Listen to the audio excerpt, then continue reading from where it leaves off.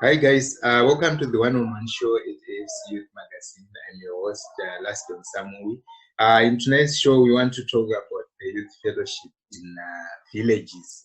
As you might be aware, in some of our districts, in Harare, for example, Harare East, they are further divided into villages. So each village is actually its own structure, and also they do their own programs which are parallel to the district programs. So to do so, I have a very important guest, two gentlemen, Mr. Karikoga, Mr. Mr. Luckmore, Zata, and Sister Juliet, Jumbura. So we want to talk about the youth fellowship in Eastern Highlands District, or Harare East EHD. So I shall start off with Sister Juliet. Welcome to the show, Sisi. Ndinoitwa Juliet Jumbura. Ndinopindira pamasasa kereke iri muHarare province, uyewo ndiri zvakare financial director weMabvuku village youth fellowship.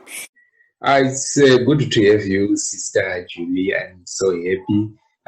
What is your role yamuno play kuMabvuku village?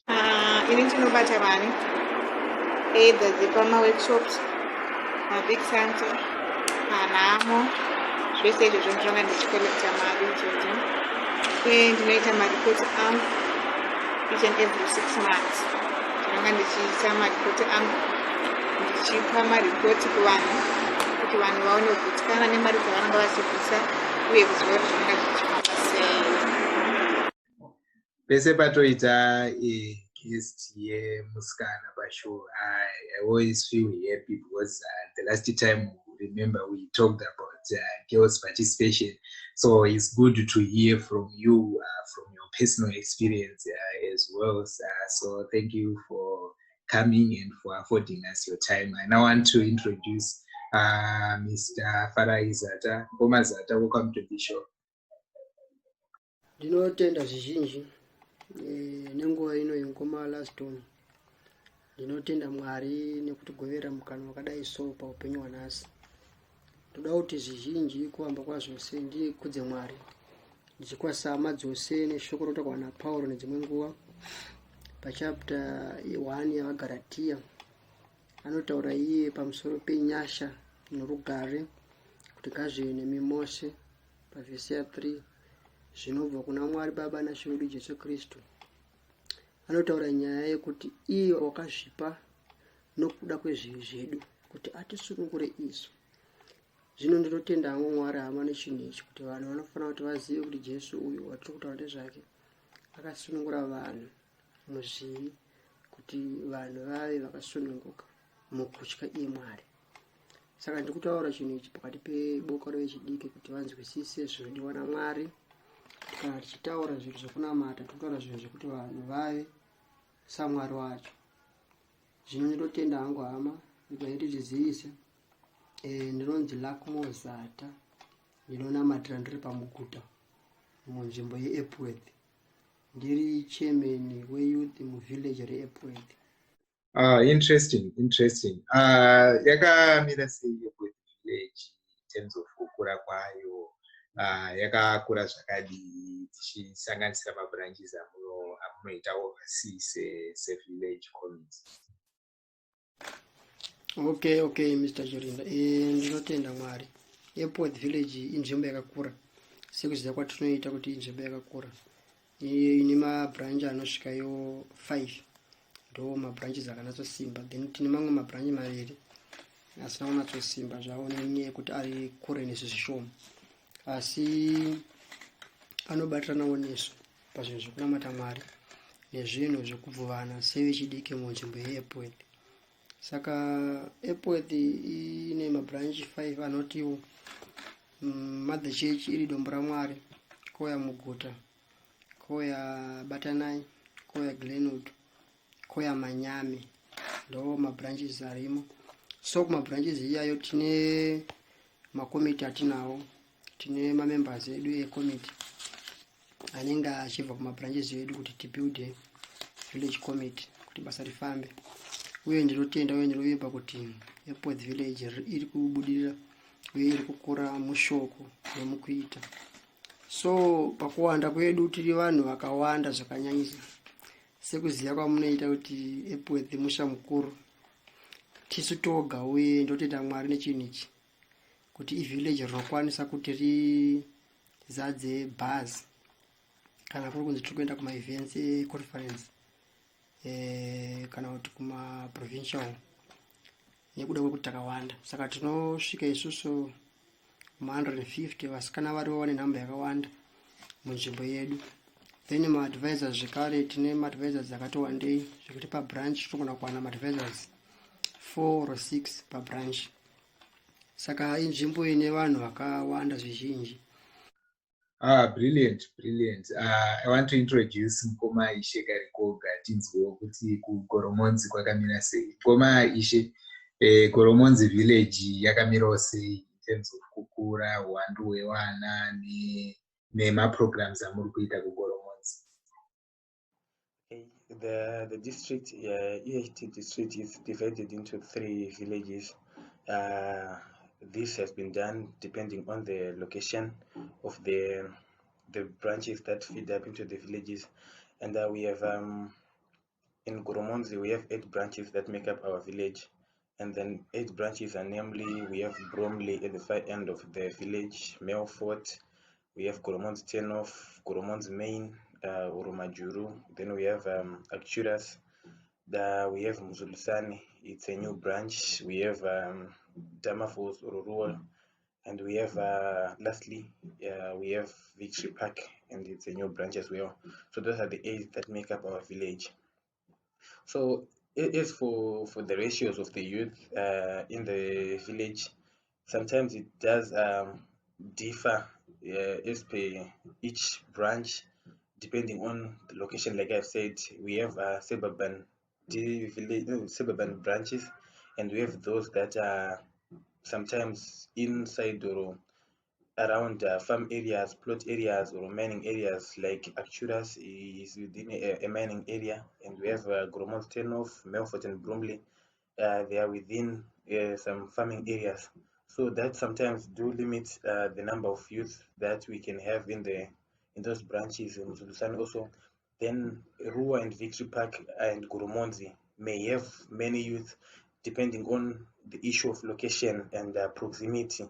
Since in built-up areas, there are a lot of houses and all that, and that does feed to the issue of numbers. As for the girls and ratios, I do not have a number, like a figure per se, but all I can say is the ratio may be maybe 2:3.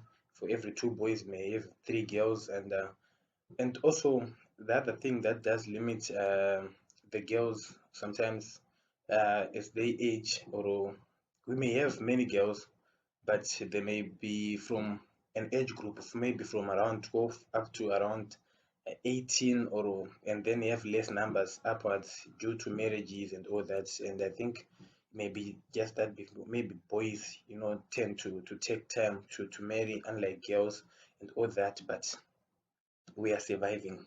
So that was it on the issue of population in our village and what's all about. So yes, we have an administration within our village, and the administration it started in 2017 that we adopted from other villages. We had been a village that has been lagging behind per se, but it was highly influenced from the fact that from before, the time before, we used to have a system whereby we just we just attended the big Sundays, whether it district or provincial, the big Sundays, and we would just go with our branch advisors. So as time passed, and starting having meetings from the district, it was highly noted that maybe we have been lagging behind, and it was highly the time to enact structures and administration, and it would help better to run the whole village. So that's when we adopted the administration of Goromonzi village. starting 2017, and up until now we have had 2 terms of different chairmen and different committees, both from the constitution of our church. It seems as if we have 2 years for each and every term, so we now have 2 terms that we have, and it's quite amazing what God is doing to our village, and we are growing and we are eager to learn much as we advance and adopt from other villages that has been having these structures.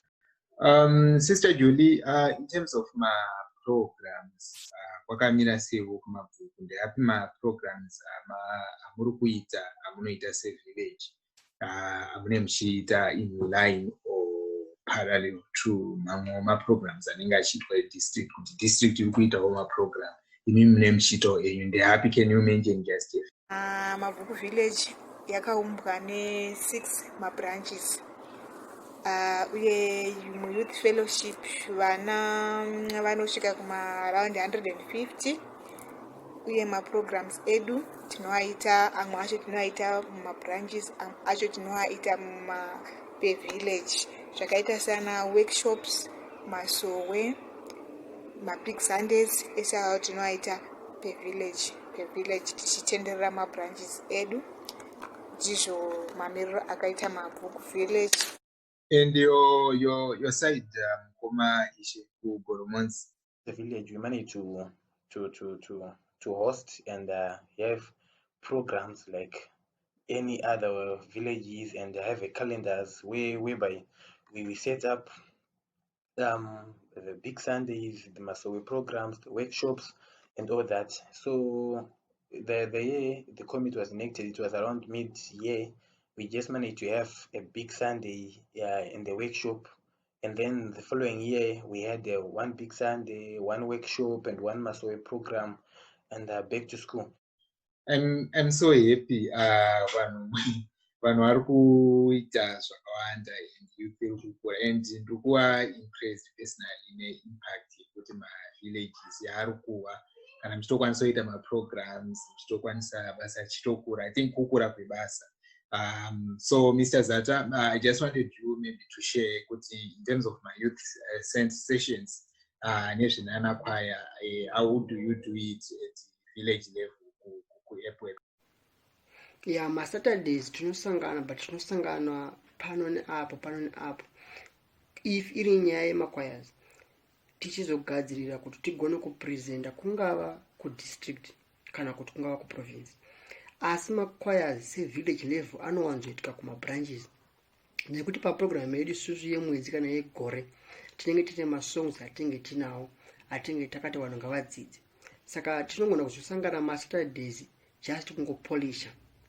Asi nguva zhinji ma-Saturdays tinosangana tichiita nyaya yeBible study kuti vanhu vadzidze, vakure mushoko, vagare mushoko, vasimbiswe. Ndo nyaya hombe. Uyezve ma-Saturdays tinowanzosangana kana tichitaura nyaya yemaprojects, kana tine urongwa hwemaprojects anenge achida kuti vanhu vadzidze. Saizvozvo tatine project yedrink making, tatine project yegadzirwa kwesipo nezvimwewo zvinenge zvichiitika munharaunda zvinenge zvichida kuzivisana. Ndo patinosangana. Sister Julie, in terms of my youth projects, how far have you gone to village? I know takashanda tese zvakanaka imaiwa treasurer patakaita the AFC Youth Magazine project, and I know your capabilities. So ndape mamwe ma-programs amuri kuronga or amuri kuita kuMabvuku village. Mabvuku village takakwanisa kuita maprograms edu sevechidiki. Pari zvino takakwanisa kuita magazine takatangira Mabvuku village, tikakwanisa kuita charity program takatangira futi Mabvuku village. Pari zvino futi tine imwe futi tingati pia tiane gore zvayo but yatotanga inonzi iyo matchmake drink project.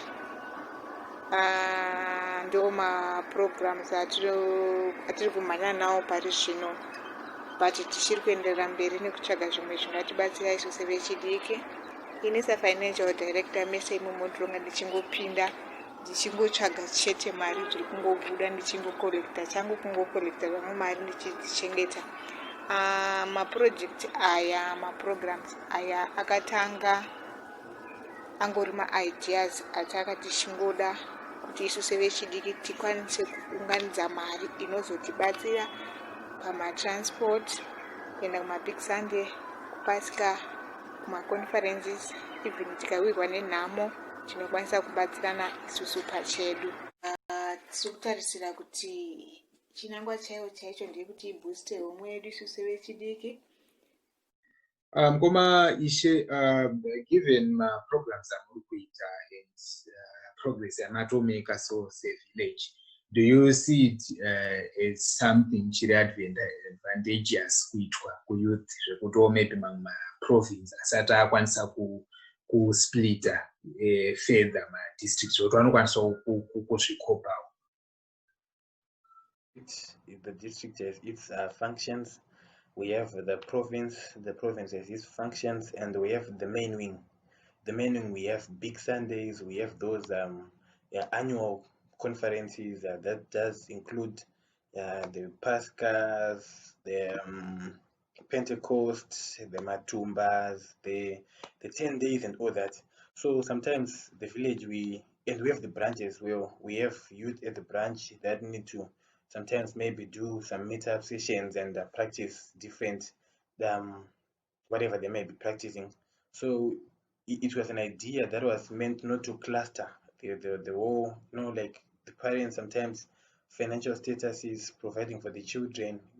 We may have, yes, some independent youth members, and they have some which are still under the wings of their parents, paying, like sometimes would end up having a program each and every month or a program each and every fortnight. So imagine a case scenario whereby the parents forks out money for one to go for a provincial event, maybe say it's in, like for in our case we're in Goromonzi, it's in maybe in Harare, then we had to go to Harare then the next week we're having a district event, maybe it's in Epworth, that's nearly like Harare as well in terms of the cost, you had to go there.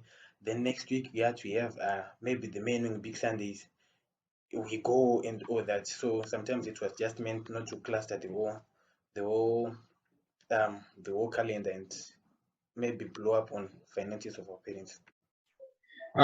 What is your role as a village yamuno player kana takutarisa at the district level, and also in your capacity say committee member ye district?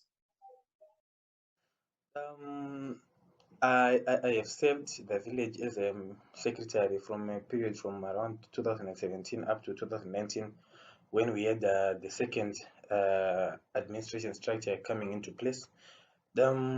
And in the second administration, I am currently holding a position of a committee member, whereby we are there just to assist, guide, and fill in positions of those who may be absent during gatherings and programs and all that. We are a committee, so we have feeds into whatever the decision or whatever is being done as a village.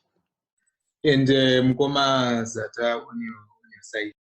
Yeah, role yangu inini ndiri committee member mu district redu Eastern Highlands. Saka nyaya yangu ripo ndeyekuti kana munhu uri committee member unofanira kuti upe mazano, unofanira kuti upe zvichemo zvinenge zvichibva kana kuti village, uye unofanira kuti upe pfungwa dzinovaka kwawakamirira ikoko. Saka ndiri kuti EHD tine mazano anobva kuma villages, kuma committee members anenge ari kuma villages, kuti kuti district rive nezvinhu zvinotoratidzika kuti zvishuwa iri district. Muenzaniso wandinawo ndewekuti kana vanhu vachienda kuchechi kuma normal services vanonodzidza zvavanodzidza ipapo, asi kana vachinge vadzoka kumisha kwavo ndo kwavanoratidza zvinhu zvavari kudzidza. Saka kuungana kwedu isu sedistrict, zvinhu zvatinodzidza zvinonoratidzwa kuma villages kwedu, uyezve kuungana kwatinoita isu padistrict level ndipo patinokwanisa kuona zvinoitwa nevamwe kunzvimbo dzavanogara, thereby taakudzidza. Saka tine a big advantage zvizhinji nekuti ichi chinhu chakanga chisipo kumakore apfuura. Taingoziva chete kuti Harare province tinongoungana tichiita big Sunday kamwe chete pamwedzi. So zvakandifadza kuti vakuru vedu vakaona kuti regai tipe mukana kumadistrict, regai tipe mukana kumavillages. Nyaya ndeyekuti vanhu pataa kuungana hapachisina dambudziko rekuti kure kumwe kunofambika, vanhu vakukwanisa kufamba, even nevabereki vedu vakukwanisa kufamba, zvekuti naivo vanotosvika vachiona zvacho zvatiri kuita kwatinenge tichiita kumapurogiramu echidiki. Saka chiri chakanaka kwazvo. Ndinotenda hangu kuti good plan yakaitika iyoyo inobatsira zvakanyanyisa. Mukoma Ishe, earlier on you mentioned EMA sessions. As for choir, how do you do it? Goromonzi? We do youth sessions. The choir now, the village choir is set to present on district gatherings.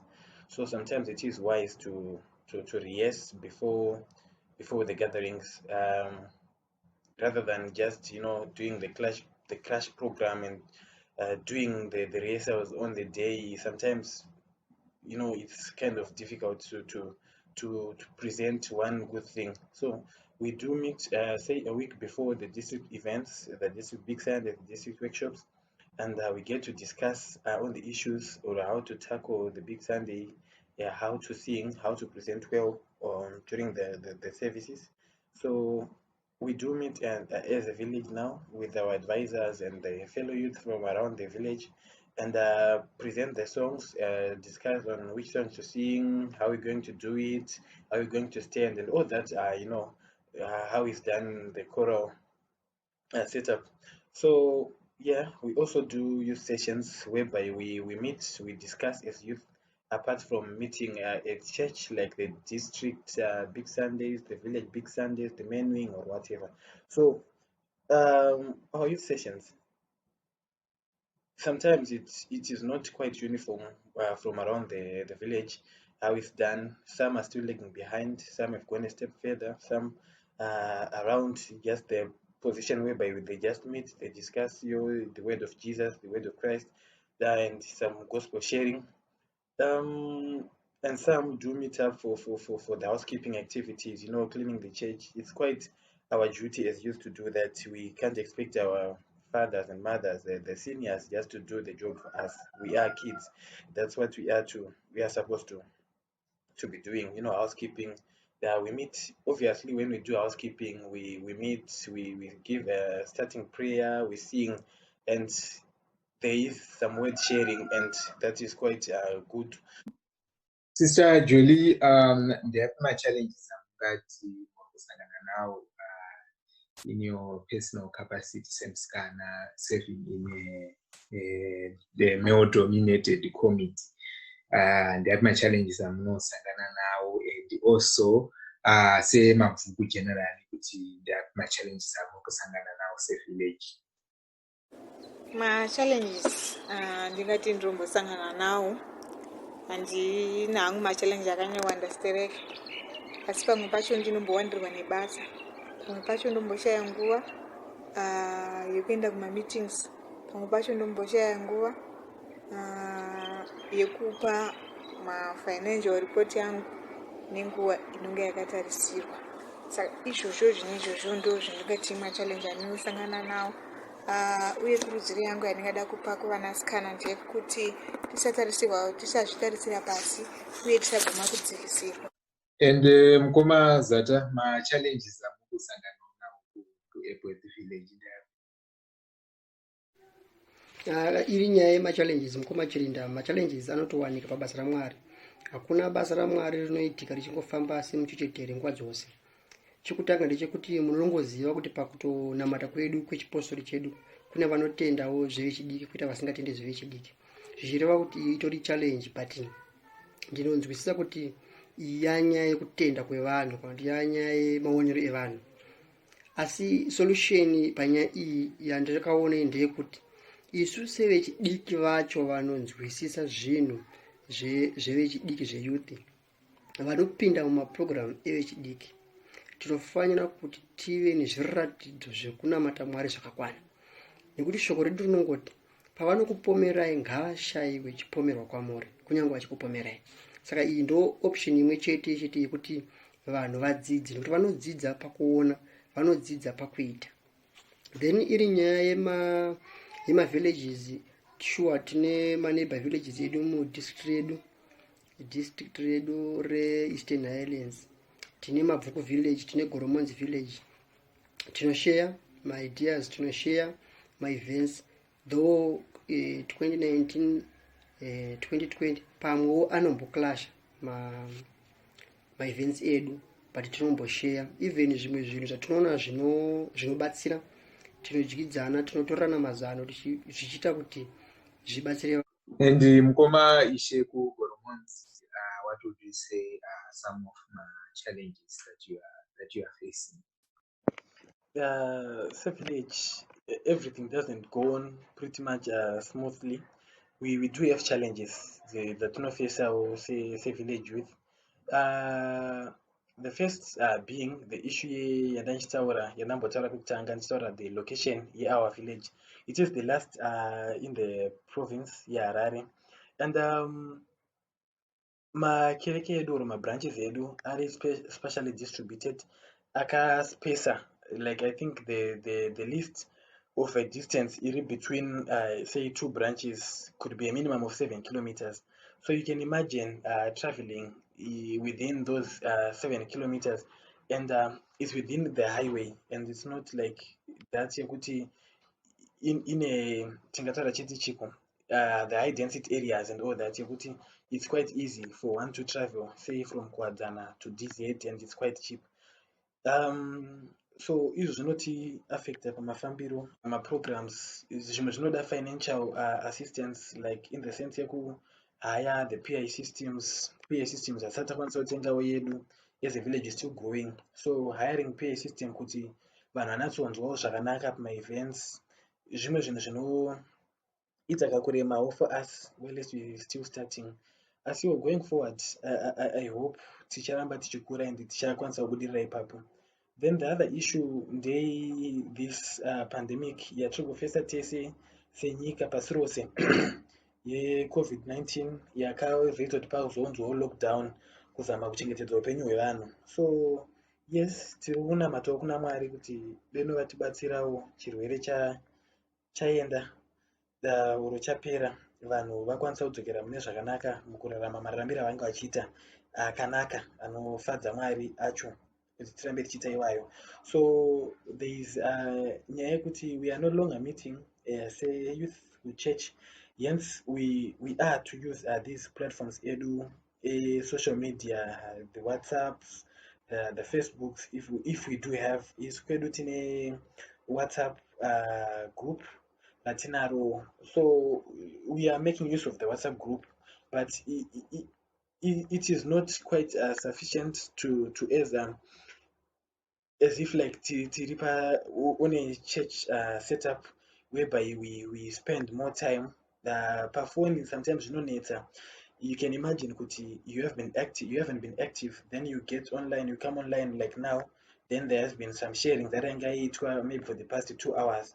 Zvinonetsa kuti vanhu vaverenge my messages, so they end up just scrolling down and then wangotangira pane vamwe, but they would have missed something. But now kuchurch there's an issue kuti munhu anoda kukurumidza kusvika pachurch and all that. So tiringonamatwa kuna Mwari kuti deno denda raita sei rapera, zvinhu zvadzokera kuita normal. Thank you so much guys. Tadzidzira zvakawanda, and I hope kuti vakuru advisors edu vachazozviconsider in some of my provinces akakura or districts akakura, zvekuti maybe vangu vachijoina a few branches, so that zvinopa mukana wakawanda. Is we have learned from you guys kuti in terms of participation mune maprograms akawanda, and pamunoisawo macommittee. That means instead yekuwana chairman one district, takuwane machairman ema-villages, toita futi machairman ema-province. So I think it's a good idea, a good thing.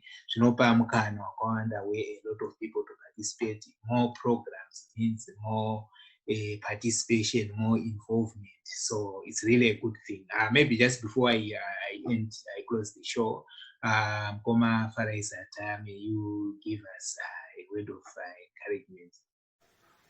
ya muono wangu mukomalastoni pane vanenge vari muzvikoro kunyange vari mumabasa kunyange munhu uchienda kunzvimbo ipi neipi kana kunyika ipi neipi, iwe first iva uri munhu ane seed yaMwari, iva uri munhu anotya Mwari.